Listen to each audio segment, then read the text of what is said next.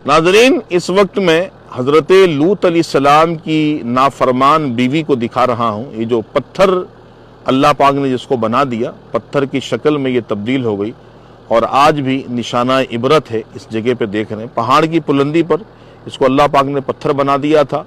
ये कौम बदफेली करती थी और उन बदफेलों का ये सपोर्ट भी करती थी और अपने शोहर जनाब लूत अलैहिस्सलाम को मजनून भी कहा करती थी। अल्लाह करीम ने इसको इसी हाल में पत्थर बना दिया। और ये समंदर देख रहे हैं आप, ये इसका नाम है बहरे मैयत।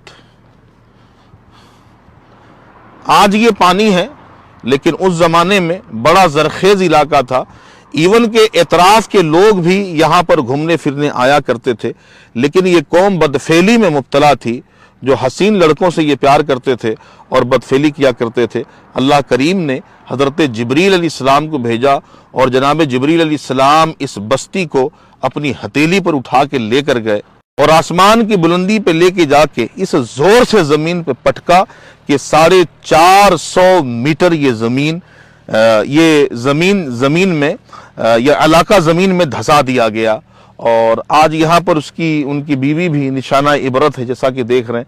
और ये बहरे मैयत है, इसका नाम सुदूम आमूरा कहलाता।